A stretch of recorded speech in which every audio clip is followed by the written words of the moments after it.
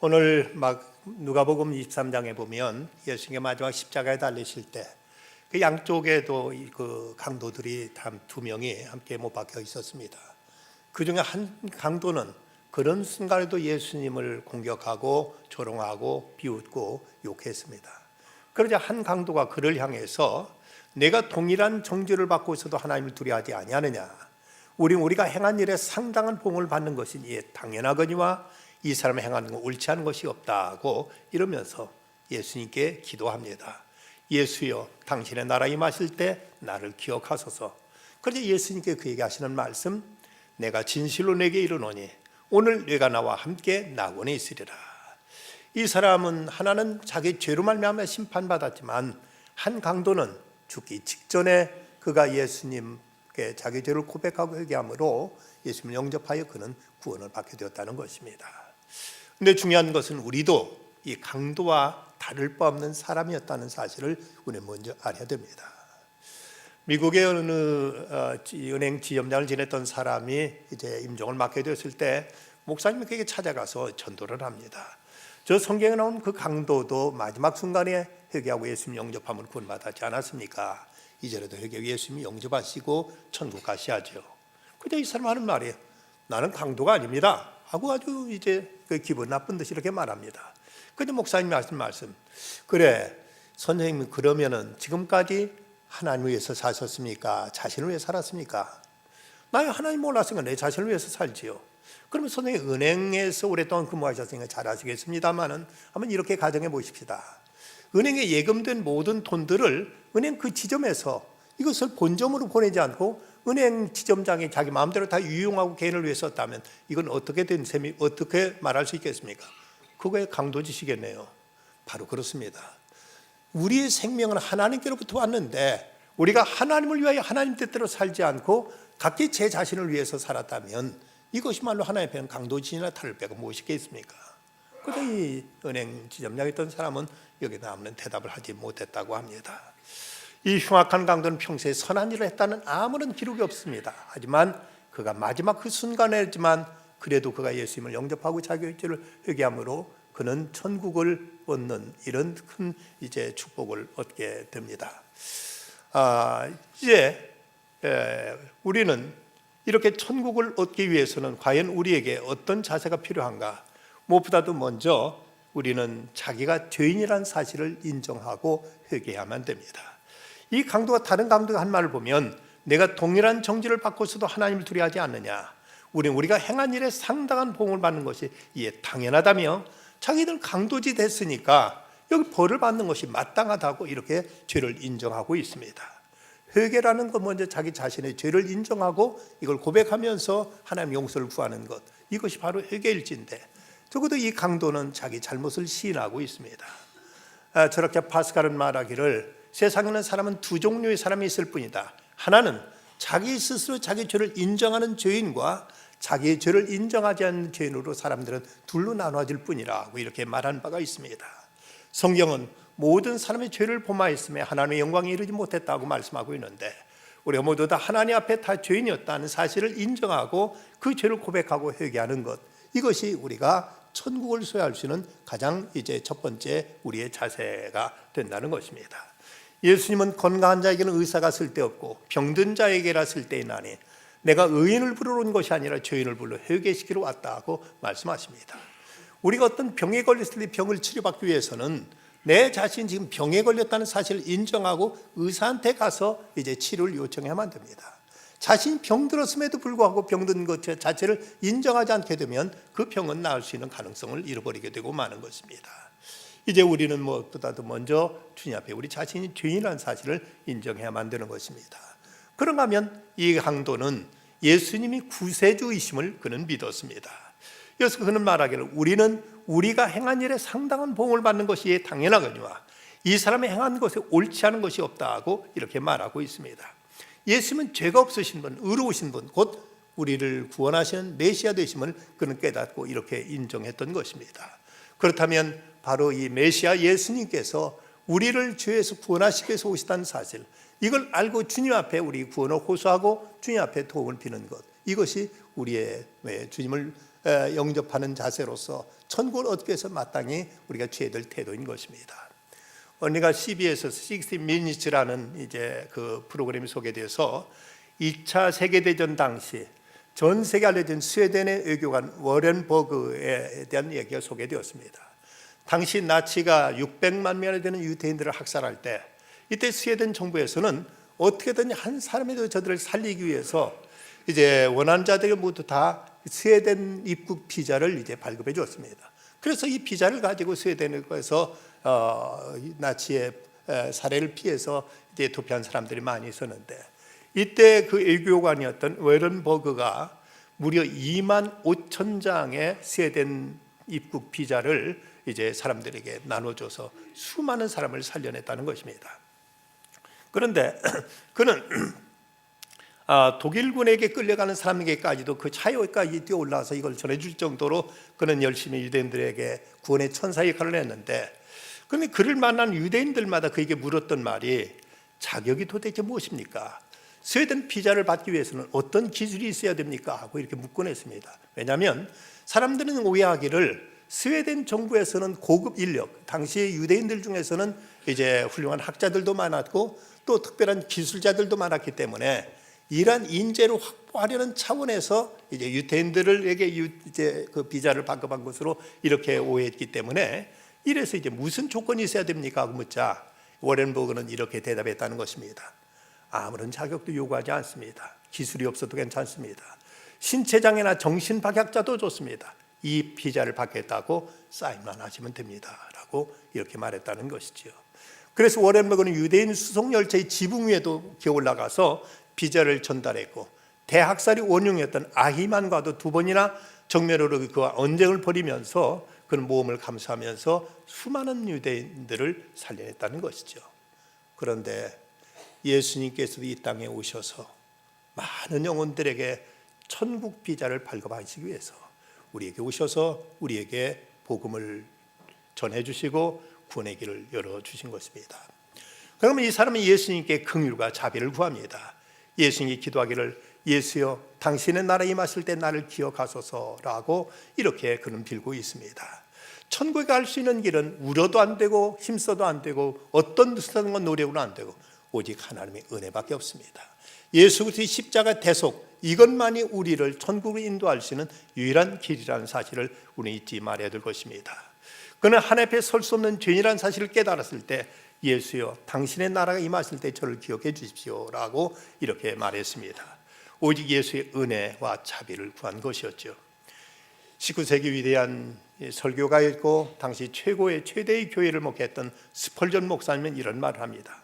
만약 천국이 공로에 의한 것이라면 내게는 해당 사항이 없다. 만약 내가 천국에 있다면 나는 이렇게 말해야 될 것이기 때문이다. 저는 실수로 여기 온 것이 틀림없습니다. 여기는 제 자리가 아닙니다. 항의할 뜻은 없고요. 하지만 공로가 아니라 은혜에 의한 것이라면 우리는 담대함을 가지고 천국에 들어갈 수 있을 것이다. 그 어떤 사람도 천국에 들어갈 만큼 의로운 자도 없고 그럴 만큼 능력과 조건을 갖춘 사람이 없지만 오로지 예수 그리스도의 은혜로만 우리는 천국을 들어갈 수 있다는 사실을 우리는 확실히 믿어야만 됩니다. 이제 그는 오늘 내가 나와 함께 낙원에 있으라는 예수님의 말씀 약속을 받습니다. 많은 사람들은 이 땅에서 어떤 유토피아 이상향을 찾고 있습니다만은, 그런 원래 유토피아라는 말은 라틴 없다는 뜻의 유라는 말과 장소를 나타내는 토포스라는 말이 합쳐진 말로서 사실은 이 말의 뜻은 없는 곳을 뜻하고 있습니다. 사람들은 이 땅에서 이제 찾을 수 없는 그런 유토피아를 찾아 헤매고 있습니다만은 세상 어디에도 완전한 평화를 누릴 수 있는 유토피아는 존재하지 않는 것입니다.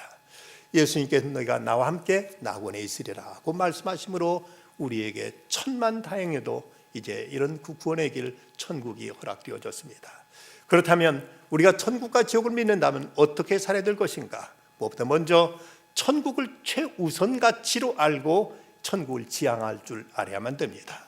예수님이 하신 말씀 보면 만일 내 눈이 너를 범죄하게 하거든 빼어내버리라. 한 눈으로 영생에 들어가는 것이 두 눈을 가지고 지옥불에 던지는 것보다 나으니라. 너무나 보편타당한 말씀이죠. 우리가 팔뚝 하나를 잘라내서라도 내 생명을 구할 수 있다면 팔뚝뿐이겠습니까? 다리든 다른 걸 다 잘라내고 우리가 생명을 구하는 것처럼 눈 하나 뽑는 것이야 내가 천국에 들어가기 위해서 무엇이 이것이 어려운 일이라고 말할 수가 있겠습니까? 예수님께 말씀하신 대로 그 밭에서 보화를 발견한 사람은 다른 모든 걸 다 팔아서 그 밭을 이제 자기 것으로 삼으로써 그 안에 감춰있던 보화를 자기 것 만들었던 것처럼 천국의 그 가치를 안다면 우리는 마땅히 이 천국에 합당하게 살아야만 될 것입니다. 그런가 하면 우리는 천국을 위해 충성하며 천국 시민의 합당한 삶을 살 것입니다. 사도 바울은 데살로니가후서 1장 5절에서 이는 하나님의 공의로운 심판의 표요 너희로 하여금 하나님 나라에 합당한 자로 여김을 받게 하려 함이니 그날을 위하여 너희가 또한 고난을 받느니라고 말합니다. 우리는 진정 하나님 나라에 합당한 자로 살아야 될 것이고 이를 위해서 때로 고난까지도 우리는 자원할 수 있어야만 됩니다. 조나단 에드워드라는 미국의 유명한 이제 설교가는 이런 말을 했습니다. 만약 내가 단 5초만 지옥을 보여줄 수 있다면 여러분 가운데 하나님 앞에 신실하게 살지 않은 사람은 하나도 없을 것이다. 단 5초만 지옥의 실상을 우리가 볼 수 있어도 우리가 그저 이 땅에 살아가면서 그렇게 흐릿하게 우리가 이제 천국을 잊어버린 채 그렇게 흥청망청 살아가지는 결코 않을 것이라고 말하고 있습니다. 우리가 천국을 진정 바로 알고 지옥을 바로 깨닫는다면 어떻든 우리는 여기에 합당하게 천국에 합당한 사람으로 살아갈 것입니다. 또 하나 우리는 천국과 지옥을 증거해야만 됩니다. 이 땅에 오셨던 예수님의 첫 번째 메시지는 회개하라 천국이 가까웠느니라는 말씀이었습니다. 우리가 천국과 지옥이 실제한다는 것을 우리가 인정할진데 적어도 지옥에 갈 사람들을 하나라도 이끌어내서 저들을 천국으로 인도해야 될 것이 우리의 사명인 것입니다. 스펄전 목사는 이런 말을 한 바가 있습니다. 죄인들이 저주받아야 한다면 최소한 그들로 하여금 우리 몸을 밟고 지옥에 서게 하자. 그들이 사라져야 한다면 그 무릎을 붙잡은 우리 팔과 함께 사라지게 하자. 어느 누구도 경고 없이 또한 기도 없이 지옥에 가게 해서는 안 된다. 내 가족이 믿지 않아 지옥에 가야 되는데도 불구하고 내가 그를 가로막지 않고 그의 팔다리를 붙잡지 않아서 그가 그냥 아무 생각 없이 지옥에 빠지게 된다면 차라리 우리가 그들의 무릎을 붙잡은 우리 팔이 사라지는 한이더라도 어떻게든 그를 가로막아서 해야 되지 않겠느냐 말했습니다. 요한 웨슬리도 말하기를 가장 효과적인 설교는 지옥을 설명하는 것이라고 말했습니다. 우리가 지옥의 실상을 모르기에 천국에 대한 간절함이 없고 우리는 그 땅에 대한 저 나라에 대한 어떤 소망이 없기에 그저 세상에서 이렇게 살다 이대로 끝나는 양 아무런 의미 없이 그럭저럭 살아가는 모습이 우리에게 있지 않는가 생각하게 됩니다. 서두에서 말씀드렸던 이분 알렉산더 박사는 그가 그 임사 체험을 해서 깨어난 다음에 이런 말을 합니다. 나는 왜 돌아와야만 했을까?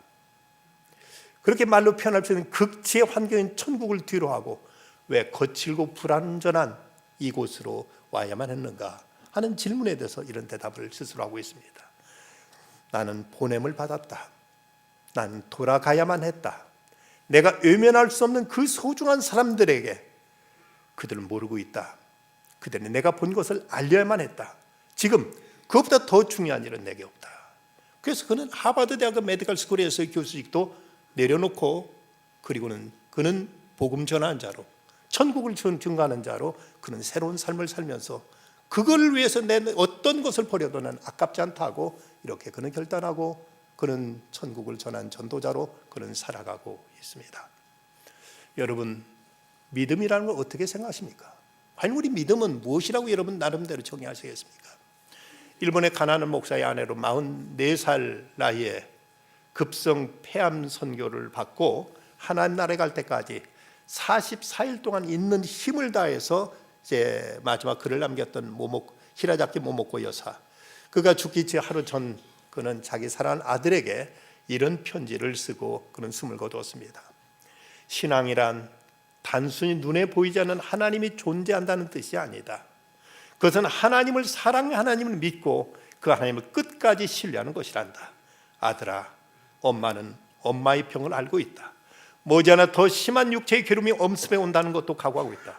그러나 엄마에게 더 분명히 알려진 사실은 이 모든 걸 통해서 하나님은 아직도 사랑이시며 신실하시다는 것, 그리고 그 하나님의 사랑은 더욱더 깊게 엄마를 감싸주고 계시다는 것이다. 또 무엇보다도 그리스도가 엄마와 함께 계셔서 곧 하나님 나라에 데려다 주시라는 사실을 알고 있단다. 아들아, 제발 고통스러운 이 엄마를 보아라. 엄마의 최후를 꼭 지켜보아 주길 바란다. 엄마의 육체가 식어져 굳어졌을 때 거기에 죽어 있는 것은 엄마가 아님을 확인해다오. 죽는 것은 육체일 뿐이다. 이 엄마의 나그네 길에서 나는 내 육체를 남기고 떠난다. 그러나 엄마는 여기를 떠나서 어디로 갔다는 것을 너도 알게 될 것이다. 어디로 갔을까? 어느 분 앞으로 갔을까? 하나하나 내가 스스로 기도해서 해답을 얻어보아라. 그것이 내가 너희들에게 세상에서 마지막으로 남기는 커다란 선물이다. 천국에 들어가는 것, 천국은 우리들 믿음의 결론이고 핵심이고 우리들 믿음의 본질입니다. 천국을 떠나서 우리가 믿음을 생각할 수는 없는 문제인 것입니다. 수십 년 전 미국의 텍사스주에서 석유 사업을 통해서 억만장자가 된 사람이 있었습니다. 이들의 이름은 존 뉴턴, 루이 웨더포드, 그리고 사멜 프랜스톤입니다. 석유 사업 호황으로 인해서 억만장자가 된 저들은 이제 비행기를 타고 전세 비행기를 타고 뉴욕으로 날아갑니다. 미국의 그 뉴욕에는 엠베서더 호텔에 69층 전체를 그들은 이제 예약해 놓고 그런 첫날 뉴욕 관광을 즐기게 됩니다.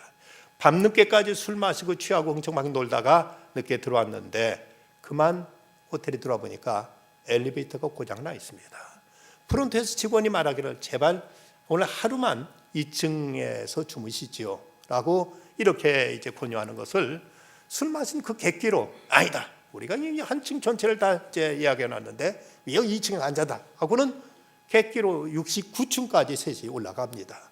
무려 2시간을 이걸 걸쳐서 올라갔는데 처음에는 이제 제법 이제 의기양양 올라가다 나중에 거기 기어 올라가다시피 해서 69층에 딱 도착했는데 아플싸 올라가 보니까 프론트에서 열쇠를 안 받아가지고 왔습니다. 이거 어쩌면 좋을까? 내려갈 수도 없고 이거 어찌하면 망연자실한데 마침 그들에게 천사가 나타났습니다. 그 룸메이트 여자 그 방을 정리해 주는 사람 흑인 여자가 나타나서 열쇠 안 구해주셨어요? 걱정하지 마세요. 여기 마스터 키가 있어요. 하면서 문을 열어줘서 이제 들어갈 수 있었습니다. 그러면서 이 여자가 한마디 덧붙인 말, 이 마스터 키가 없었다면 큰일 날 뻔하셨습니다. 그런데 진짜 마스터 키는 예수님이십니다 라고 말합니다. 그 말이 그들이 큰 충격이 되었습니다. 그 중에서 존 뉴턴이라는 이 억만장자는 어렸을 때 교회 생활을 하고 믿음을 지키다가 사업 합리하고는 신앙을 떠나 살았는데 그 말씀 앞에 그런 충격을 하고 그는 무릎 꿇고 회개하고 예수님을 영접합니다. 다른 두 친구도 이 친구가 그래 예수님 우리 마스터키다는 말을 함께 공감하고 예수님을 영접하게 되었습니다. 그리고 그때부터 그들은 완전히 변화된 삶을 살았습니다. 뿐만 아니라 저들은 빌리그램 목사님의 아주 저들은 이제 결정적인 후원자가 됩니다. 기도의 후원자가 되었고 재정적인 후원자가 되어서 빌리그램 목사로 하여금 그토록 엄청난 복음 사역을 할 수 있는데 든든한 후원자가 돼서 그들은 참으로 이제 마스터키 되신 예수 그리스도 그분을 섬기면서 아름답고 복된 삶을 살게 되었다고 합니다. 존 파이퍼는 말합니다. 인생은 날아가 버릴 세상의 거품을 위해서 낭비하기는 너무나 짧고 소중하며 고통스럽다. 또한 영혼으로 들어가는 입구 주변에서 어슬렁거리에게는 천국은 너무나 멋지고 지옥은 진정 끔찍하며 영혼은 참으로 길다. 천국과 지옥, 이것은 누가 지어낸 얘기가 아니라 예수님이 친히 말씀하셨고 예수님이 이 땅에 오신 가장 핵심적인 이유가 우리를 천국으로 인도하시기 위해서 오셨다면 천국을 잊어버린 채 그저 적당히 있다는 도덕적인 어떤 향락도에 젖어서 점잖하게 빼면서 교회나 왔다 갔다 하는 만족한다면 이건 스스로 기만하는 것이요, 이건 결코 믿음이 아닙니다. 예수 그리스도 그분이 우리를 위해서 선고를 예비하셨습니다. 로마서 8장 18절 말씀, 생각컨대 현재의 고난은 장차 우리에게 나타날 영광과 좋게 비교할 수 없도다. 그토록 영광스러운 천국이 확실하다면 어떤 고난도 어떤 어려움도 넉넉히 이겨낼 수 있을 것입니다. 오늘 다니엘서의 말씀, 옛적부터 항상 계신 이가 와서 지극히 높이신 이의 성도들을 위하여 원한을 풀어주셨고 때가 이름에 성도들이 나라를 얻었더라. 눈물도 슬픔도 이별도 없이 영원한 기쁨만 있는 천국을 예수님은 우리를 위해 친히 예비해 주셨습니다. 그 주님이 우리에게 말씀하십니다. 내가 길이요 진리요 생명이니 나로 말미암지 않고는 아버지를 볼 자가 없다. 주께서 우리에게 구원의 길 천국을 향한 마스터가게 되어주셔서 우리에게 열어주신 그 영원한 생명의 나라를 오늘도 바라보며 묵묵히 그 나라를 향한 순례길을 힘차게 걸어가는 우리들의 삶이 되어야 되겠습니다. 기도하십시다. 걸어가신 아버지 하나님, 오늘도 천국을 위한 순례자로서 이렇게 주의 전에 나와 예배하게 하여 주심을 감사합니다. 하나님이여, 또 저희들이 세상에 나가 살아갈 때도 어느 때든 돌아가야 될 그 천국을 저희들이 늘 마음에 사모하면서 그 나라 시민에 합당하게 살아가는 저희들 되게 하시고, 아직도 그 나라를 알지 못한 채 어둠 속에 헤매다가 지옥에 빠져버리게 되고 말 내 사랑하는 가족과 친지들을 어떻게 하든지 저들 주님 앞으로 생명의 나라를 인도할 수 있는 저희들 다 되게 하여 주시옵소서. 예수님의 이름으로 간절히 기도드리옵나이다. 아멘.